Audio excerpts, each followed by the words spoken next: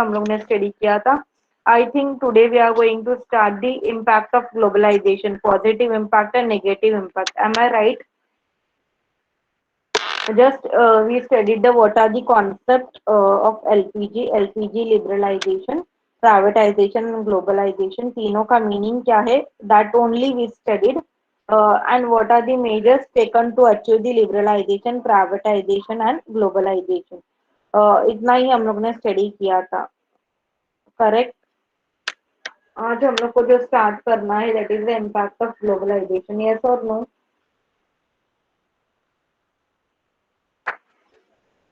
M I correct? या आप लोग भी भूल गए? हम लोग का सिलेबस कहाँ तक हुआ था? याद है या भूल गए तुम लोग?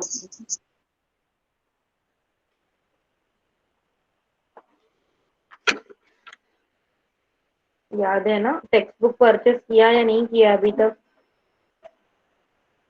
मैम की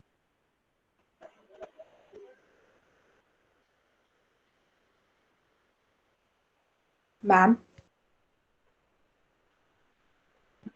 कितने लोगों ने टेक्स्ट बुक लिया है?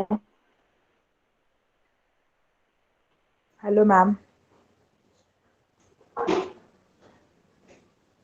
इन्होंने नहीं लिया, as early as possible start करो। लॉन्ग आंसर से करो, नोटबुक में लिखो, असाइनमेंट्स बनाओ जितना मैंने दिया है। So this will be the ready material for your exam. क्योंकि लास्ट हेलो में मैम। पहुंचता है हुआ इसको।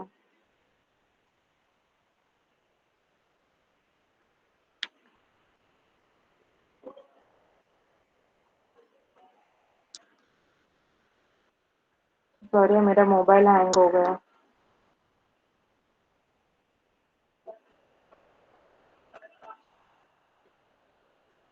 हुआ।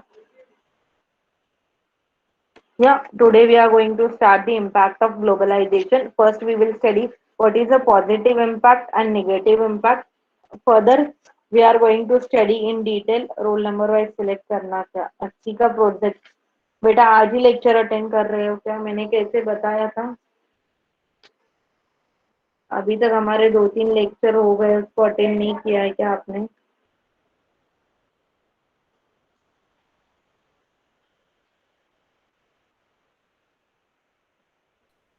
मैंने फर्स्ट लेक्चर में ही, फर्स्ट सेकेंड लेक्चर में ही बताया था प्रोजेक्ट का कैसे क्या करना है। तो क्योंकि लास्ट में फिर बहुत सारे लोगों का प्रोजेक्ट आता ही नहीं है। हाँ, तो फिर मैंने ऑलरेडी बताया था रोल नंबर वाइज जरूरी नहीं है। प्रोजेक्ट के टॉपिक्स है, रैंडमली आपको सिलेक्ट करना है, इंडिविजुअल प्रोजेक्ट करना है। मैंने ये बताया था। Okay, I will share the screen.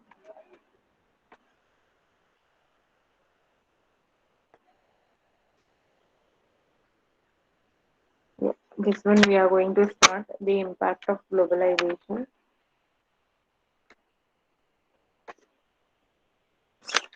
So can anybody tell me before we study the impact of globalization, we revise the तीनों concept, तीनों भी LPG, liberalization, privatization and globalization, तीनों को स्टडी करेंगे। कोई बता सकता है what is mean by LPG, liberalization, privatization and globalization?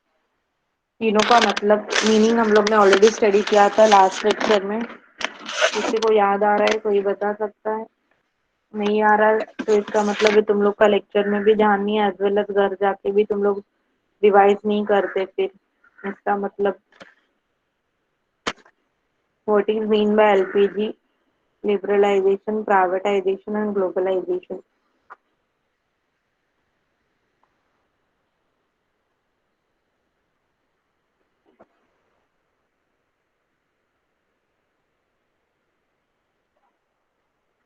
क्या हुआ, किसी को नहीं आ रहा है?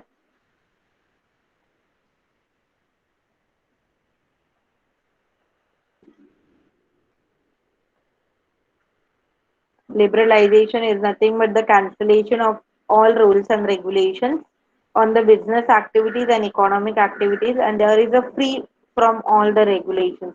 गवर्नमेंट ने जो रूल्स एंड रेगुलेशंस इम्पोज किया था, लाइसेंस रिक्वायर था, बहुत सारे रूल्स बनाया था बिजनेस के लिए, इकोनॉमिक एक्टिविटीज के लिए। वो सारे रूल्स एंड रेगुलेशंस को हटा दिया, that is the liberalisation. Economy को फ्री किया। प्राइवेटाइजेशन, जहाँ पे पब्लिक सेक्टर का रोल रिड्यूस करके, डिक्लाइन करके प्राइवेट सेक्टर को ज्यादा इंपॉर्टेंस दिया, that is the privatisation. And globalisation का मतलब is the spread of business and economic activities throughout the globe, that is all over the world। पूरा जो इकोनॉमिक एक्टिविटीज है, बिजनेस है, इंपोर्ट एक्सपोर्ट है, वो स्प्रेड करने के लिए, एक्सपांड करने के लिए गवर्नमेंट ने परमिशन दिया गया, दैट इज द ग्लोबलाइजेशन। तो ये ग्लोबलाइजेशन का क्या क्या निगेटिव इम्पैक्ट है, हम लोग स्टडी करेंगे। यहाँ पे एक सिंपल लाइन में उन्होंने मीनिंग भी दिया है, globalisation is nothing with the process of interlinking national economy with the world economy. Means हमारा जो नेशनल इकोनॉमी है, इकोनॉमिक एक्टिविटीज है, उसको वर्ल्ड इकोनॉमी के साथ अटैच करना, लिंक करना, that is nothing with the globalisation. तो ये लिंक कैसे होगा? Through the import and export.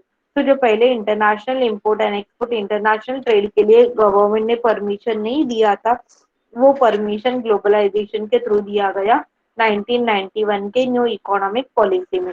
Now there are the two types of impact, positive impact and negative impact। means उसका advantage भी है, disadvantage भी है। First we will study what is the positive impact of globalization on the economy। economy के ऊपर positive impact क्या है? So first positive impact is that there is a benefit of reduction in custom duties। So custom duties is nothing but the amount of a tax which is imposed on a imported commodity, materials, capital goods, जो हम लोग बाहर से import करते हैं, और जो taxes था उसको रिड्यूस किया, that is nothing but the custom duty. तो ये कस्टम ड्यूटीज है, वो क्या किया गवर्नमेंट ने? रिड्यूस किया। So also government reduce the taxes on the consumer goods. जो कंज्यूमर गुड्स हम लोग बाहर से किसका मैसेज आ रहा है?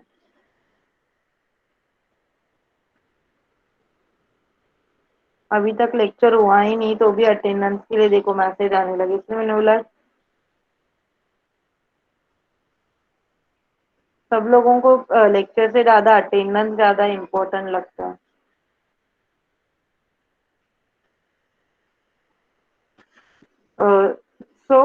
There is a reduction in the custom duties, that is the imported commodity. जो कमोडिटी हम लोग बाहर से इंपोर्ट करते हैं, तो आइदर में भी रॉ मटेरियल हो, मशीनरी हो, कंज्यूमर गुड्स हो, उसके ऊपर जो टैक्सेस है वो क्या करना? रिड्यूस करना। That is the first benefit, वो रिड्यूस हुआ। Now second positive impact of the globalization is that benefit of the FEMA in 1991। जो फेरा एक्ट था, फॉरेन एक्सचेंज रेगुलेशन एक्ट, उसको उन्होंने क्या किया था? किया था। फेरा की जगह पे उसको फेमा किया। It is a foreign exchange management act. तो फॉरेन एक्सचेंज मैनेजमेंट एक्ट की वजह से क्या हुआ? पहले जो फॉरेन एक्सचेंज को, बिजनेस को, इकोनॉमी को जो रेगुलेट किया था, वो रेगुलेट नहीं, वो इकोनॉमी को मैनेज करना नेसेसरी है, ऐसे इकोनॉमिक्स एंड गवर्नमेंट लोग को लगा। एंड उसके बाद फेरा को हटा के, मीन हटा नहीं सकते, फेरा को ही उन्होंने रिप्लेस किया फेमा इन द ईयर 1991 में। जिसकी वजह से जो इंडियन फर्म थे, to raise the cheaper funds, उनको funds cheaper means low rate of interest में फंड अवेलेबल हुआ। So that may be a global depository, euro bonds, etc., and which is important for the modernization as well as expansion of the business। तो FEMA की वजह से क्या हुआ? जो Indian firm थे, जो इंडियन बिजनेस ऑर्गेनाइजेशन थे, उनको लो रेट ऑफ इंटरेस्ट में फंड अवेलेबल हुआ। तो इंडियन फर्म्स फेमा के साथ साथ उनको इन्वेस्टमेंट अब्रॉड, बाहर के नेशंस में, बाहर के इकोनॉमी में, बाहर के मार्केट में उनको इन्वेस्टमेंट करने के लिए भी गवर्नमेंट ने क्या किया? परमिशन दिया। Next is the benefit of FDI, foreign direct investment. So FDI is nothing but the when foreign particular company या foreign country directly invest in a domestic country, जिसको बोला जाता है foreign direct investment, FDI। तो 1991 के पहले FDI को भी परमिशन नहीं था। मीन्स कोई भी फॉरेन कंपनी या फॉरेन इन्वेस्टमेंट हमारे इकोनॉमी में, प्रोडक्शन में इन्वॉल्व नहीं हो सकती, हमारे इकोनॉमी में उनका बिजनेस स्टार्ट नहीं हो सकता। बट ये 1991 के बाद, ग्लोबलाइजेशन के बाद, एफडीआई को परमिशन दिया गया, that is a foreign investment and foreign companies को हमारे कंट्री में बिजनेस स्टार्ट करने के लिए, ऑर्गेनाइजेशन ओपन करने के लिए परमिशन दिया गया।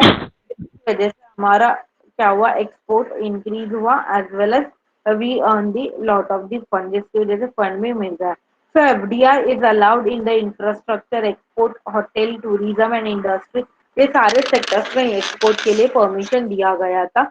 But there are the certain sectors like banking, insurance, telecommunication sector, airline sector, जहाँ पे उन्होंने एफडीआई के लिए लिमिट डाला था। मीन्स एफडीआई को परमिशन था, but it is only up to the 26% to the 74% ही इन्वेस्टमेंट हो सकता था, पूरा 100% इन्वेस्टमेंट नहीं। एंड बाकी के सेक्टर में 100% इन्वेस्टमेंट के लिए परमिशन दिया गया था। तो ये इन्वेस्टमेंट के लिए लिमिट क्यों डाला था? क्यों, जब भी देखो जिस पार्टी का या कोई इन्वेस्टमेंट जो करता है, टेक एन एग्जाम्पल, देखो दो फ्रेंड ने डिसाइड किया कि हम लोग दोनों मिला के कोई बिजनेस स्टार्ट करते हैं, कोई ऑर्गेनाइजेशन ओपन करेंगे। अभी दो में से क्या है, एक के पास ज्यादा फंड अवेलेबल नहीं था, दूसरे के पास था। तो दोनों ने क्या किया, एक ने 75% इन्वेस्टमेंट किया, दूसरे ने 25% इन्वेस्टमेंट किया। तो according to the rules and regulation, जिसका इन्वेस्टमेंट अमाउंट ज्यादा होता है उसका रूल्स चलता है, उसका डिसीजन कंसिडर किया जाता है, और वो जो बोलेगा वो फाइनल रहेगा। क्यों? क्योंकि उसका इन्वेस्टमेंट ज्यादा है कंपैरेटिव टू अदर। तो इसकी वजह से गवर्नमेंट ने क्या किया, पूरा उनको इन्वेस्टमेंट के लिए परमिशन नहीं दिया। पूरा 100% इन्वेस्टमेंट के लिए परमिशन देते तो वहां पे पूरा कंट्रोल किसका रहता, वो फॉरेन कंट्री का। तो हमारे गवर्नमेंट का वहां पे कंट्रोल नहीं हो सकता। इसकी वजह से गवर्नमेंट ने डिसाइड किया कि there are the important sectors like banking, insurance, telecommunication, airlines, transport, ये सारे सेक्टर्स में जहाँ पे गवर्नमेंट का भी इंटरफेरेंस रहेगा, एज वेल एज फॉरेन का भी। तो उन्होंने 26% टू मैक्सिमम 74% का इन्वेस्टमेंट फॉरेन कंट्री कर सकती है, ऐसा लिमिट डाला। तो because of this foreign direct investment, we earn the foreign investment, हम लोग को फॉरेन फंड अवेलेबल हुआ, एज वेल एज हमारे इकोनॉमी का डेवलपमेंट हुआ। क्यों? क्योंकि हम लोग को इन्वेस्टमेंट मिल रहा है। तो ये जो इन्वेस्टमेंट है वो हमारे इकोनॉमी के डेवलपमेंट के लिए यूटिलाइज किया गया। Development of the infrastructure sector, banking sector, insurance sector, ये डेवलप करने के लिए फंड को यूटिलाइज किया गया, जिसकी वजह से हमारे इकोनॉमी डेवलप हुआ। Now what is the negative impact? First negative impact is problem for domestic company. तो जब भी बाहर के कंट्रीज, फॉरेन कंट्रीज या फॉरेन कंपनीज हमारे यहाँ पे आएंगी, वो उनका प्रोडक्शन लेगी which is the more qualitative, which is the more best comparative to our domestic commodity. क्यों? क्योंकि हमारा डोमेस्टिक कमोडिटी कैसे प्रोड्यूस किया जाता है, ट्रेडिशनली टेक्नोलॉजी से। बट ये जो फॉरेन का कमोडिटी है, वहाँ पे मॉडर्न टेक्नोलॉजी यूज किया जाता है। मॉडर्न टेक्नोलॉजी के साथ साथ लो रेट में, मॉडर्न टेक्नोलॉजी है तो उसका क्वांटिटी भी, प्रोडक्शन भी ज्यादा होगा, एज वेल एज कमोडिटी का प्राइस भी क्या रहेगा, कम रहेगा। तो जिसकी वजह से हमारे जो डोमेस्टिक इंडस्ट्रीज थे, लोकल इंडस्ट्रीज है, they are unable to face the competition. उनको वो कंपटीशन फेस करने के लिए वो अनेबल थे, उनको पॉसिबल नहीं था कि ये फॉरेन कंपनी के साथ कंपटीशन फेस कर सके। Next problem is that problem of foreign investment. जैसे 1991 के साथ, न्यू इकोनॉमिक पॉलिसी के साथ क्या किया गया था, फॉरेन इन्वेस्टमेंट को परमिशन दिया गया था। But at present there FDI is allowed in several sectors, ऐसे बहुत सारे सेक्टर्स है जहाँ पे एफडीआई को अलाउड किया। तो एफडीआई को जब परमिशन दिया गया, वो लोग जब किसी भी प्रोजेक्ट में या कहीं पे बिजनेस ऑर्गेनाइजेशन पे जब वो लोग इन्वेस्टमेंट करेंगे, तो वो बिजनेस ऑर्गेनाइजेशन जो भी प्रॉफिट मिलने वाला है, जो भी उनको पेमेंट मिलेगा, वो किसको जाएगा, उनके कंट्री को जाएगा। हमारे कंट्री को मिलेगा क्या? नहीं मिलेगा। क्यों? क्योंकि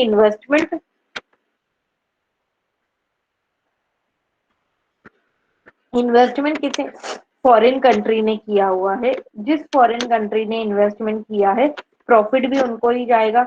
जो भी कमोडिटी का प्रोडक्शन मिलेगा वो सेल करेंगे अपने मार्केट में, अपने मार्केट में सेल करने के बाद उनको जो इनकम जनरेट होगा वो भी उनके इकोनॉमी में जाने वाला है। So it is going to harmful for the our economy. Foreign investment यहाँ पे आया, बट जो भी उसका प्रॉफिट मिलने वाला है, जो भी पेमेंट मिलेगा, जो भी रिटर्न मिलेगा, वो इन्वेस्टमेंट से वो किसको जाएगा, फॉरेन कंट्री को ही जाएगा, हमारे कंट्री को नहीं मिलेगा। That is the problem of foreign investment. Next is the foreign problem of foreign technology. तो जैसे उन्होंने इंपोर्ट के लिए एक्सपोर्ट इंपोर्ट के लिए परमिशन दिया गया, तो गवर्नमेंट ने फॉरेन टेक्नोलॉजी इंपोर्ट करने के लिए भी परमिशन दिया गया, but that foreign technology is not suitable for the Indian economy. क्यों? क्योंकि हमारा इंडियन इकोनॉमी कैसे है, जहाँ पे लेबरर्स ज्यादा अवेलेबल है तो कैपिटल कम। हमारा इकोनॉमी ऐसा है जहाँ पे लेबर मीन्स ह्यूमन पॉपुलेशन हमारा ज्यादा है, बट हमारे पास कैपिटल कम है। कैपिटल मीन्स फंड कम है। तो हम लोग को कैसा टेक्नोलॉजी यूज करना चाहिए, हम लोग को लेबर इंटेंसिव टेक्नोलॉजी यूज करना चाहिए, जहाँ पे हमारे पॉपुलेशन का लेबरर्स का ज्यादा यूज होगा एंड कैपिटल का कम। बट ये फॉरेन टेक्नोलॉजी जो बाहर से फॉरेन से इंपोर्ट किया था, वो सारा टेक्नोलॉजी कैसे था, कैपिटल इंटेंसिव था, जहाँ पे कैपिटल का ज्यादा यूज लगेगा, लेबरर्स का नहीं। तो जिसकी वजह से क्या होने वाला है, हमारे कंट्री का जो लेबर है, जो पॉपुलेशन है, जो ह्यूमन रिसोर्स है, वो क्या होगा, अनएम्प्लॉयड होगा। क्यों? क्योंकि ये जो भी टेक्नोलॉजी था वो कैपिटल का ज्यादा यूज कर रही थी एंड लेबरर्स का नहीं। So that foreign technology is not suitable for our Indian economy and Indian conditions. हमारे इकोनॉमी के लिए वो सुटेबल नहीं था। So all these are the negative impact. Next is that globalization का impact on employment. That is the impact of globalization on employment. Employment that is a job opportunities के ऊपर globalisation का क्या क्या इम्पैक्ट हुआ। तो फर्स्ट अगेन यहाँ पे भी हम लोग पॉजिटिव इम्पैक्ट भी है, निगेटिव भी है एम्प्लॉयमेंट के ऊपर। तो फर्स्ट हम लोग नेगेटिव इम्पैक्ट देखेंगे, फिर पॉजिटिव। तो नेगेटिव इम्पैक्ट देखो क्या है। First is the introduction of labour saving devices. जैसे मैंने एग्जांपल दिया कि फॉरेन टेक्नोलॉजी, फॉरेन मशीनरीज को यहाँ पे इंपोर्ट किया गया हमारे इंडियन इकोनॉमी में, इंडियन कंट्री में, इंडिया के मार्केट में इंपोर्ट किया गया। तो जिसकी वजह से क्या हुआ, जहाँ पे उनका मेन एम क्या था, कमोडिटी का क्वालिटी इंप्रूव करो, कमोडिटी का कॉस्ट कम करो, बट जिसकी वजह से हमारे लेबरर थे वो क्या हुए, अनएम्प्लॉयड हो गए। क्यों? क्योंकि ये सारा टेक्नोलॉजी क्या था, labour divide, labour saving technology था, जो बाहर के कंट्री के लिए सुटेबल रहेगा, जिनका पॉपुलेशन कम है, जिनके पास नंबर ऑफ लेबरर्स कम है, बट हमारे कंट्री के लिए वो सुटेबल नहीं था। That is the first, that new machineries, new technology are nothing but the labor saving device. वो ऐसा डिवाइस था, ऐसा मशीनरी था जहाँ पे लेबरर्स का सेविंग होगा, बट हमारे पास लेबर तो ज्यादा क्वांटिटी में अवेलेबल है, तो उसको हम लोग को सेव नहीं करना चाहिए। लेबरर्स को जॉब देकर, उनको एम्प्लॉयमेंट देकर इनकम जनरेट करना चाहिए। बट ये सारे डिवाइसेस कैसे थे, लेबर सेविंग थे, जहाँ पे कैपिटल का ज्यादा यूज हो रहा था, लेबरर्स का कम। तो that is the first negative impact, and जिसकी वजह से हमारे बहुत सारे एम्प्लॉयज क्या हो गए, अनएम्प्लॉयड हो गए, उनका जॉब चला गया। Negative growth of employment in public sector. So PSU that is the public sector unit. And यहाँ पे क्या हुआ, there is a negative growth of employment. Employment क्या हुआ, जो इंक्रीज हो रहा था वो धीरे धीरे इंक्रीज होना कम होगा। तो जिसकी वजह से क्या हुआ, पब्लिक सेक्टर में जो वर्कफोर्स था, लेबरर्स का जो नंबर था, वो क्या हुआ, अर्लियर 1991 में 191 lakh labourers are there, 191 lakh laborers are working in the public sector, but 2013 तक ये नंबर कितना हुआ, रिड्यूस होकर 176 लाख इन 2013। तो जिसकी वजह से क्या हुआ, हमारे जो लेबरर्स थे, एम्प्लॉयज है, उनका जॉब चला जाने की वजह से, ये न्यू टेक्नोलॉजी की वजह से हमारे लोगों का जो एम्प्लॉयमेंट है जनरेट हो रहा था, या एम्प्लॉयमेंट जो है वो क्या होगा, रिड्यूस होगा। 191 लाख से वो डायरेक्ट 176 लाख पे आ गया। क्यों? क्योंकि ये जो सारा न्यू टेक्नोलॉजी था, जो इंडस्ट्रीज में था, वो क्या था, लेस। जस्ट वेटा, किसका कॉल है, जस्ट वेटा 1 मिनट।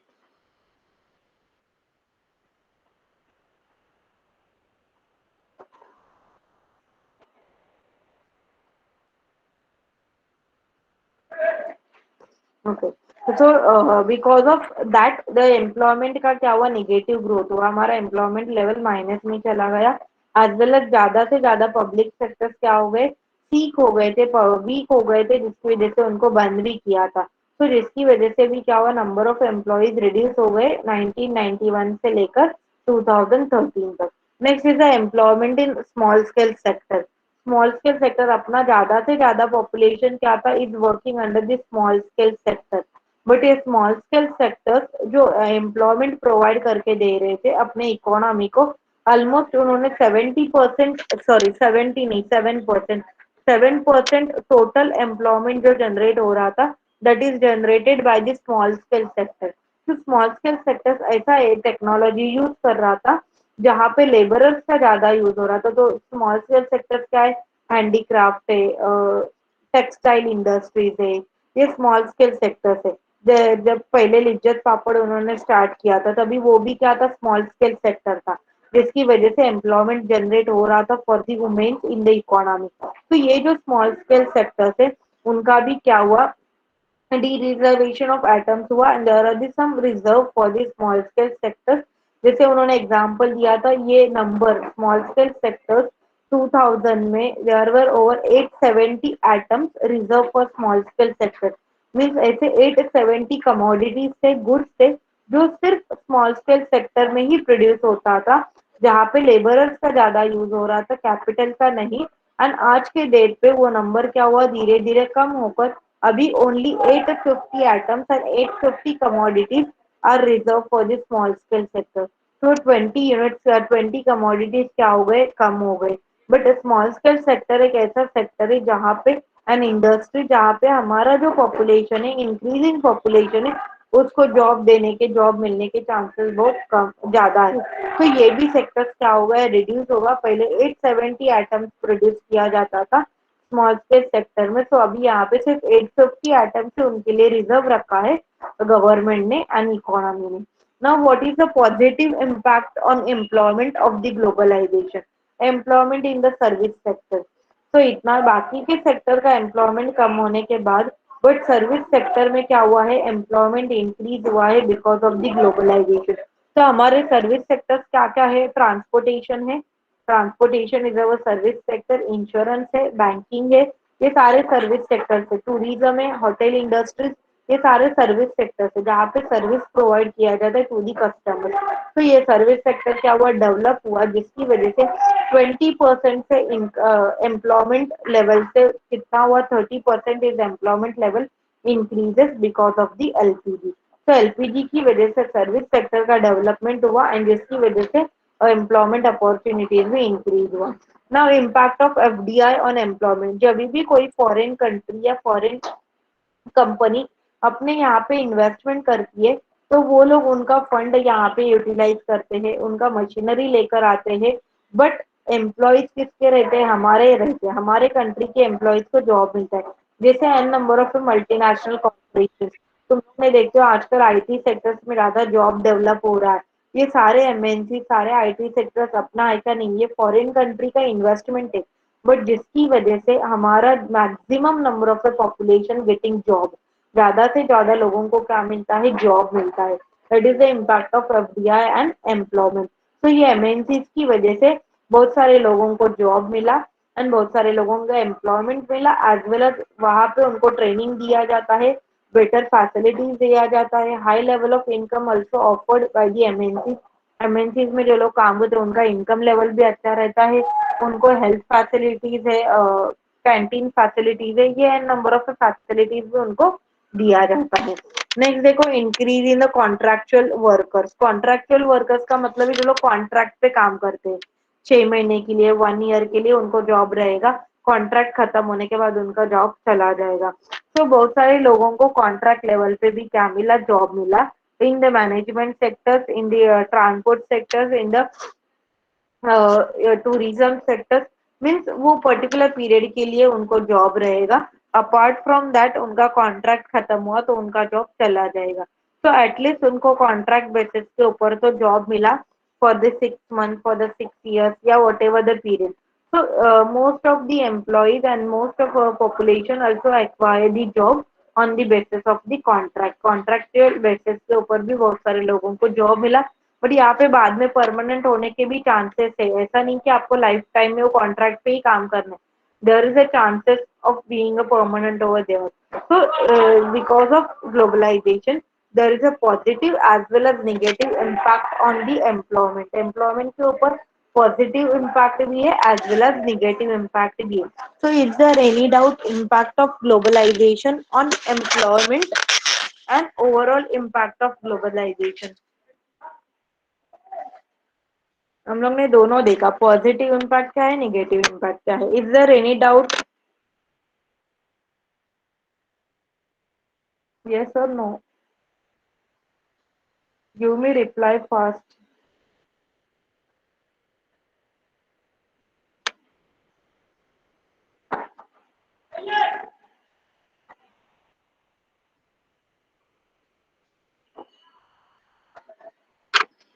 मुझे अभी तक समझ में नहीं है आप लोगों को रिप्लाई देने में क्या प्रॉब्लम है. 2-3 लोगों का रिप्लाई आता है, ऐसे मत किया करो. आप लोग रिप्लाई दोगे तो ही पता चलेगा ना कि आपको कुछ डाउट है नहीं है.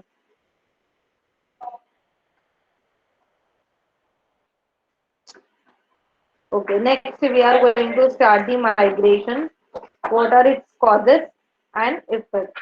But before to study the causes and effects, one एक short concept हम लोग study करेंगे migration का. That is the types of migration.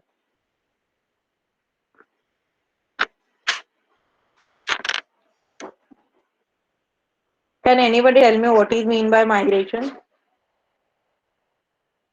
Simple है, बहुत बार हम लोग ने ये सुना है word migration. एक जगह से दूसरे जगह पे जाना.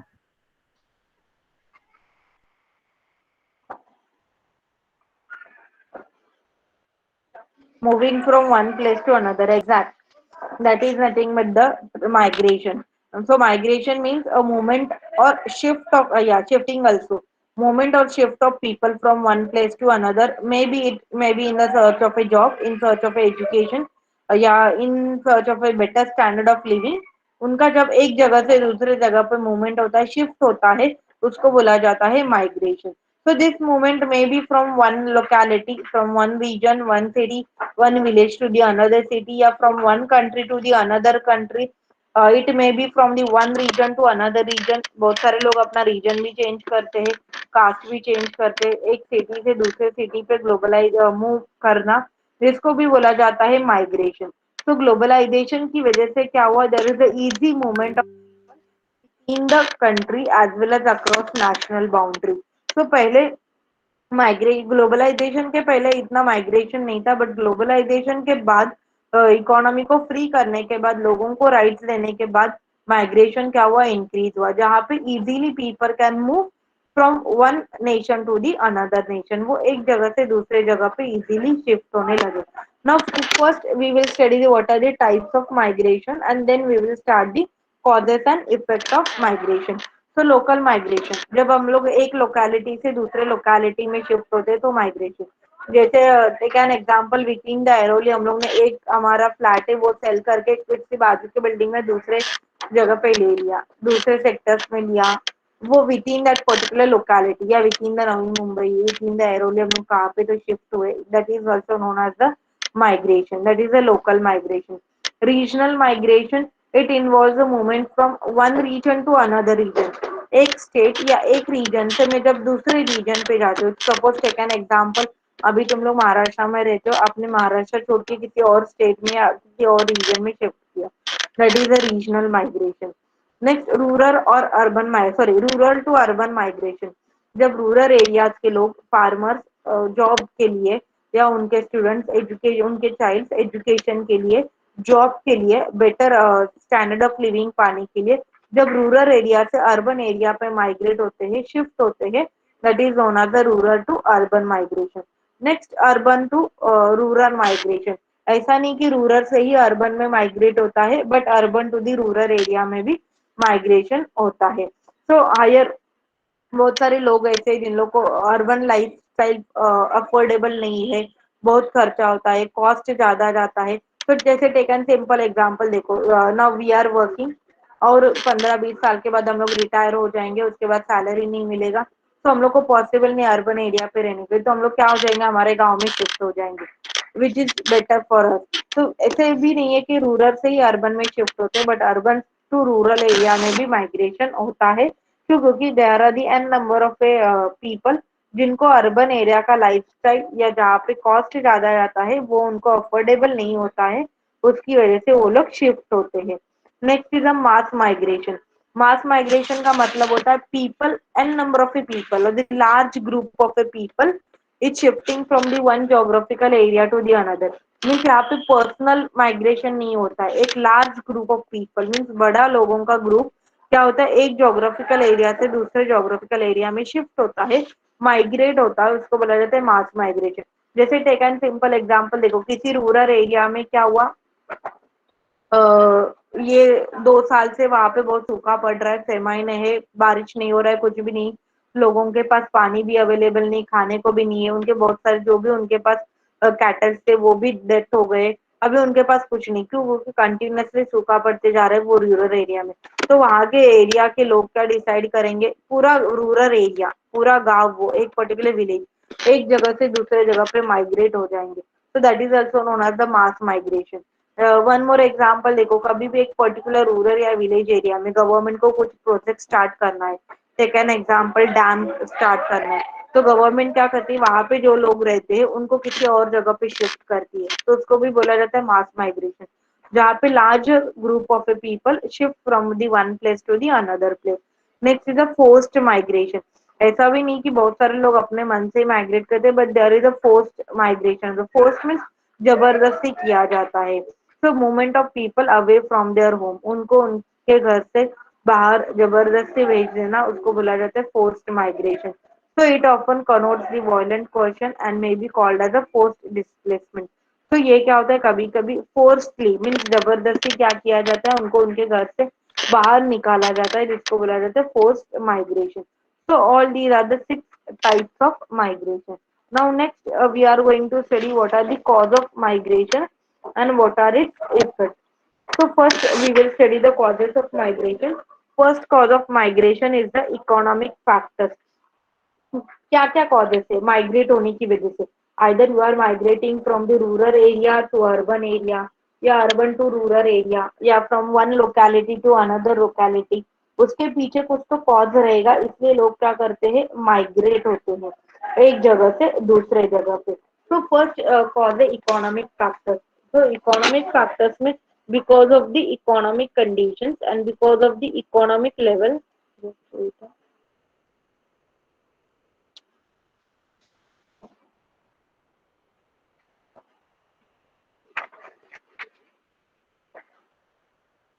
ओके, अभी जैसे मैंने एग्जांपल दिया था migrate to the urban to the rural area, तो रूरल एरिया से अर्बन एरिया में भी माइग्रेट होते हैं लोग, urban to the rural area में, क्यों, क्योंकि because of the lack of employment opportunities, may be because of the lack of income.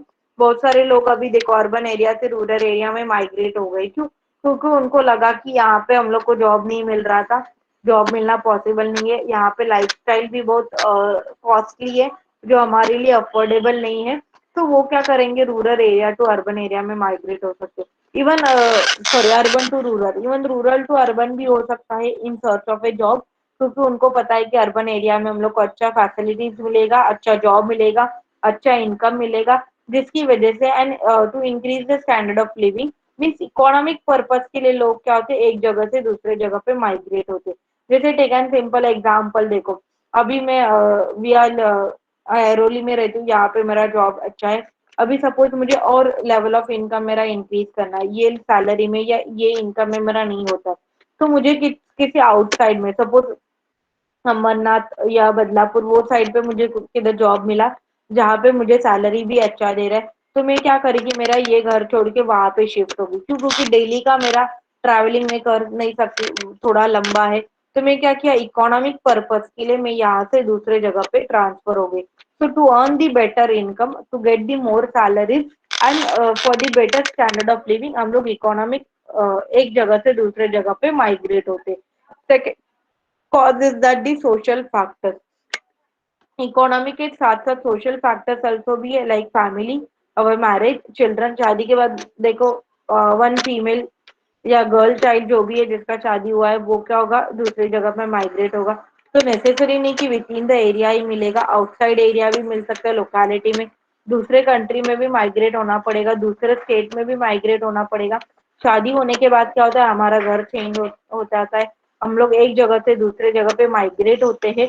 तो that is also the reason. Sometimes देखो फैमिली, अभी मुझे पता है कि मैं कहाँ पे रहती हूँ, मैं एक्स वाई जेड एरिया पे रहती हूँ, बट मेरा फैमिली किसी और लोकेशन में, बट मुझे यहाँ पे जॉब नहीं करना, मुझे मेरे फैमिली के साथ रहना। तो मैं क्या करेगी, यहाँ पे जो भी जॉब है वो छोड़ के मैं मेरे फैमिली के लिए वहां पे शिफ्ट हो जाएगी। So that is the social factor. हमारे फैमिली के लिए, चिल्ड्रंस के लिए, मैरिज पर्पस, ये सारे क्या है, सोशल फैक्टर्स, कल्चर, इसकी वजह से हम लोग एक जगह से दूसरे जगह पे माइग्रेट होते हैं। Next is environmental factor. जैसे मैंने एग्जांपल दिया था, एक पर्टिकुलर विलेज में सूखा पड़ गया, 2-3 साल से वहां पे बारिश ही नहीं हुआ है, वहां पे पीने के लिए भी पानी नहीं, लोगों को खाने के लिए कुछ क्रॉप्स का प्रोडक्शन नहीं हो रहा है। तो जिसकी वजह से लोग क्या हो गए, एक जगह से दूसरे जगह पे ट्रांसपोर्ट हो गए। तो एनी नेचुरल कैलेमिटी की वजह से, तो may be flood, famine, earthquake आया, तो इसकी वजह से लोग क्या होते, एक जगह से माइग्रेट दूसरे जगह पे होते, जहाँ पे उनके लिए सेफ रहेगा, उनके लिए बेटर फैसिलिटीज अवेलेबल हो सकता है, वो उनका लाइफ सर्वाइव कर सकते हैं, ऐसे जगह पे वो लोग माइग्रेट हो गए। Next is the medical reason. Because of the medical and the health issues and health care की वजह से भी सम पीपल एक जगह से दूसरे जगह पे माइग्रेट होते हैं। जैसे मैंने एग्जांपल दिया, देखो रिटायर होने के बाद इनकम भी बंद हो जाएगा, हम लोग का एज भी हो जाएगा, तो यहाँ का एनवायरमेंट कैसे है, पॉल्यूटेटेड है, पॉल्यूशन बहुत सारा है यहाँ पे, तो हमारे लिए सूटेबल नहीं रहेगा। बट विलेज एरिया का क्लाइमेट कैसे अच्छा है, जो हेल्थ के लिए सूटेबल रहेगा, तो हम लोग क्या करेंगे, यहाँ से दूसरे रूरल एरिया में या विलेज एरिया में ट्रांसपोर्ट हो जाएंगे। तो that is the medical reason. बहुत सारे मेडिकल रीजन है, या जो लोग देखो हार्ट पेशेंट है, या जो सीवियर उनको कुछ बीमारी है, उनको ऐसे लोकेशन में रखा जाता है जहाँ पे पोल्यूशन कम होगा, नॉइज कम होगा, जहाँ पे उनके हेल्थ के लिए बेटर क्लाइमेट अवेलेबल होगा, दैट इज द माइग्रेशन। तो मेडिकल रीजन की वजह से भी लोग एक जगह से दूसरे जगह पे माइग्रेट होते हैं। Next is the political factor, जहाँ पे बहुत सारे लोग पॉलिटिकल इंटरेस्ट की वजह से, पॉलिटिकल माइग्रेशन की वजह से, कम्युनलिज्म की वजह से, रीजनलिज्म की वजह से, या कभी कभी फोर्स किया जाता है लोगों को माइग्रेट होने के लिए, उनका कास्ट चेंज करने के लिए, रीजन चेंज करने के लिए। तो या because of the fear of the political parties, या डर के मारे बहुत सारे लोग भी क्या करते, अपने जो भी कास्ट है, रिलीजन है, एरिया है, वो छोड़ के किसी और लोकेशन में माइग्रेट होते। तो all these are the political factors. तो पॉलिटिकल फैक्टर्स की वजह से, पॉलिटिकल इंस्टेबिलिटी की वजह से, कम्युनलिज्म की वजह से, रीजनलिज्म की वजह से बहुत सारे लोगों को अपना जो लोकेशन है वो छोड़ के किसी और लोकेशन में माइग्रेट होना पड़ता है। That is known as a political factor. So all these are the causes of migration. Effect we will study in the next lecture. We studied the types and causes of migration. हम लोग effect of migration next lecture study करेंगे, and as well as globalization and changes in agriculture sector. Globalization की वजह से agriculture sector कैसे change हो रहा है, so that we will study in the next lecture. Wait, मुझे अटेंडेंस लेने दो।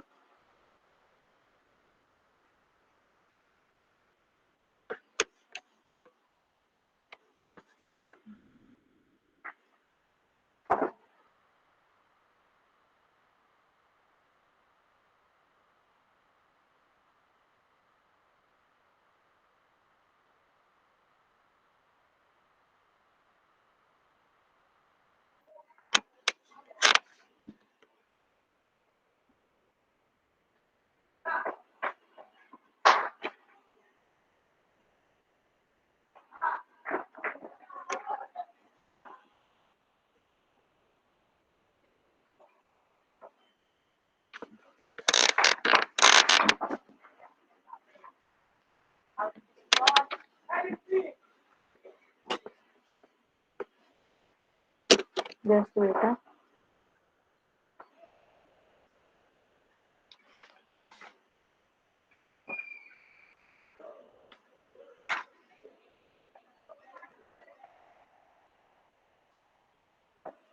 आज का डेट क्या है?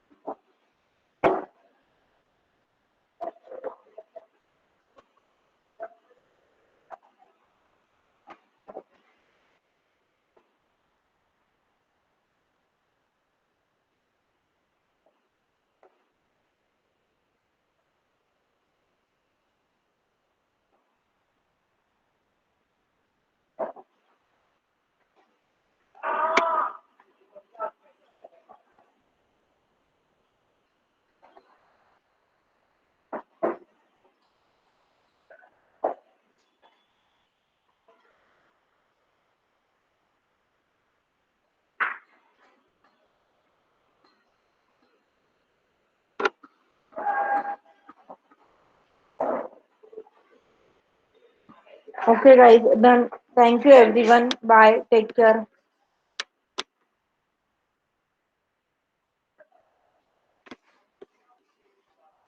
Ma'am, thank you.